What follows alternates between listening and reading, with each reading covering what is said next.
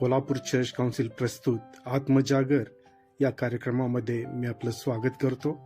पहिल्यांदा ऐकूया एक सुंदरसं गीत.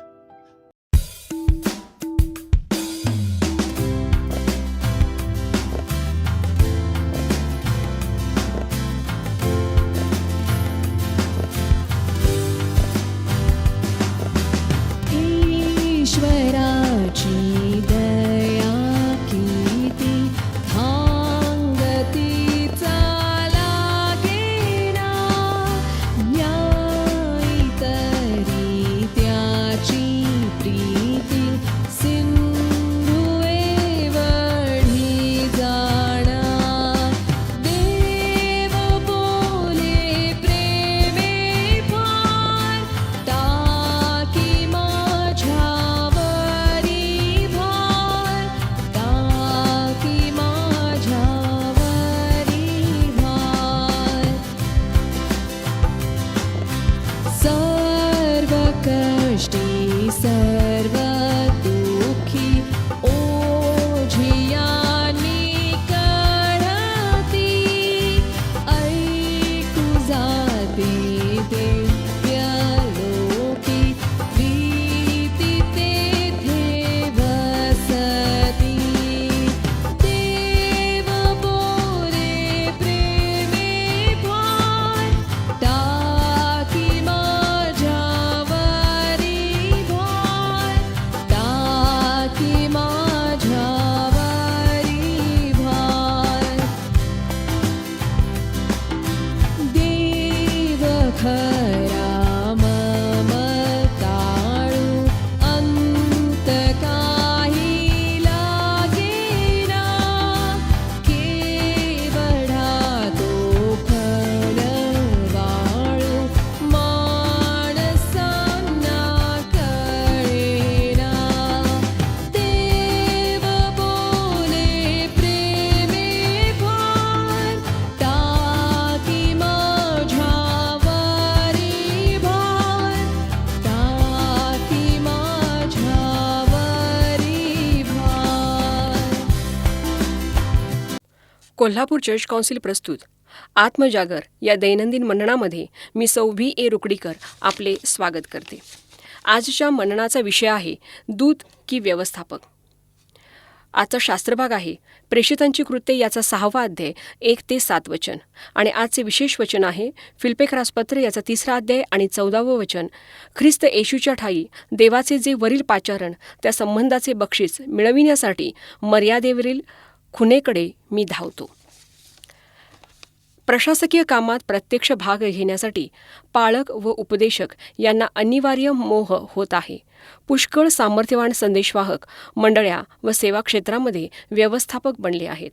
यातील दुःखदायक बाब म्हणजे त्यांना त्यासाठी पाचारण नसल्याने त्यांच्या कार्याची अतिशय दुरावस्था झाली आहे. प्रेषित, संदेष्टे व शिक्षक यांना मिळालेले दान हे प्रशासन व मदत याहून अतिशय भिन्न आहे.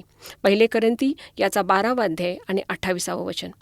या दोन्ही क्षेत्रात सेवक फारच दुर्मिळ. अशा दुर्मिळ उदाहरणाबाबतीतही कशाला प्राधान्य द्यायचे हे अगोदरच निश्चित नसेल तर दोन्ही प्रकारच्या सेवेमध्ये नुकसान होऊ शकते. इतिहासातील उदाहरणे दाखवून देतात की वचनाची सेवा करणारे सेवक प्रशासकीय सेवेमुळे बाद झालेले आहेत, पण याउलट झालेले नाही. असे दुर्दैवाने म्हणावे लागते की पुष्कळ ज्येष्ठ पालक व उपदेशक यांना कामाची विभागणी करून देणे म्हणजे काय व त्याची गरज काय असते याचे ज्ञान नसते. यातील उघड सत्य म्हणजे त्यांना भीती वाटते. आपल्याला स्थैर्य मिळणार नाही हा विचार त्यांना छळत असतो. त्यामुळे खोटे कारण पुढे केले जाते की विश्वास व योग्य व्यक्ती उपलब्ध नाहीत. यहूदा इस्कारियोत हा आरंभापासून चोर होता हे ख्रिस्ताला माहीत असूनही खजिन्याची पिशवी त्याच्याकडे सोपवली नव्हती का? ख्रिस्ताचा सार्वभौम अशा देवावर इतका विश्वास होता की त्याने यहूदाकडे पैशाची पिशवी सोपविली. ख्रिस्ताला ठाऊक होते की जास्तीत जास्त यहूदा पैशाची पिशवी घेऊन पळून जाईल, पण तो देवाचे सेवाकार्य कधीही चोरू शकणार नाही. मी आणि माझी पत्नी आम्ही दोघांनीही 1987 साली ठरवले की आशीर्वाद युवक मिशन संस्था, ज्या संस्थेचा मी संस्थापक आहे, तिची मध्यवर्ती प्रशासकीय जबाबदारी मी पुढील पिढीकडे सोपवून द्यावी. त्यावेळी पुष्कळ जाणकार ख्रिस्ती पुढारींनी या माझ्या निर्णयावर मी पुन्हा विचार करावा याकरिता माझे मन वळवण्याचा प्रयत्न केला.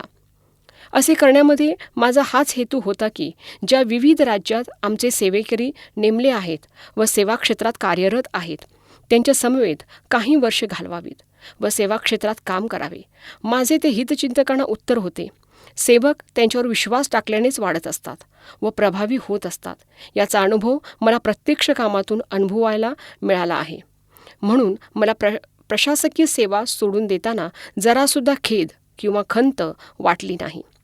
अस्थिर पेत्रावर ख्रिस्ताने स्वर्गाच्या किल्ल्या सोपवल्याच ना. पेत्राने नंतर दाखवून दिले की तो खडकासारखा मजबूत होता. आणखीन मी सांगतो, तू पेत्र आहेस आणि या खडकावर मी आपली मंडळी रचीन व तिच्यापुढे अधोलोकाच्या द्वाराचे काहीच चालणार नाही. मत्तेकृत शुभवर्तमान याचा 16 अध्याय 18 आणि 19 वचन. पंक्ती सेवेच्या नावाखाली सुवार्ता आणि शिकवण देण्याची सेवा सोडून देण्यास आद्य शिष्यांनी नकार दिला. त्यांनी इतर अनुयायांना विनंती केली की ही सेवा करण्यासाठी विश्वासू अशा 7 जणांची समिती नेमावी, यासाठी की त्यांना सुवार्थेच्या कामात अडथळा होऊ नये. तर बंधुजन हो, तुम्ही आपल्यामधून पवित्र आत्म्याने व ज्ञानाने पूर्ण असे 7 प्रतिष्ठित पुरुष शोधून काढा. त्यांना आम्ही या कामावर नेमू, म्हणजे आम्ही स्वतः प्रार्थनेत व वचनाच्या सेवेत तत्पर राहू. प्रेषित याचा 6 अध्याय 1 ते 7 वचन. प्रशासकीय सेवेत उपदेशक जेव्हा अडकून पडतात तेव्हा देवाकडील संदेश ग्रहण करण्यास मनाचा जो ताजेपणा हवा असतो तो नाहीसा होतो, ज्याची परमेश्वराचा संदेश प्राप्त करण्यासाठी नितांत आवश्यकता असते. पवित्र शास्त्रावरील टाचणे व संदर्भ ग्रंथांचा उपयोग करण्यास जो दीर्घकाळ निवांतपणा हवा असतो त्यास मुकावे लागते. यामुळे मंडळी आध्यात्मिकरित्या नेहमी भुकेली राहते. आपण प्रार्थना करू. प्रिय प्रभू, आम्ही तुझ्या नावाला मान, महिमा आणि गौरव देतो यासाठी की बापा आज एक नवीन दिवस तू आमच्या प्रत्येकाच्या आयुष्याला जोडलेला आहेस. पवित्र प्रभू, आम्ही तुझ्या पायाजवळ प्रार्थना विनंती करीतो की आम्ही आमचे पाचारण ओळखावे व त्याप्रमाणे सेवा करावी, यासाठी तू आमचा सहाय्यकर्ता हो. पवित्र परमेश्वरा, आम्ही नम्र सेवक व्हावं यासाठी तू आम्हाला मार्गदर्शन दे. आमच्या अंतःकरणाचा ताबा घे आणि तुझ्या गौरवासाठी तू आम्हाला चालव. ही प्रार्थना विनंती प्रभू येशू ख्रिस्त याच्या पवित्र नावात केली म्हणून ऐक पित्या. आमेन.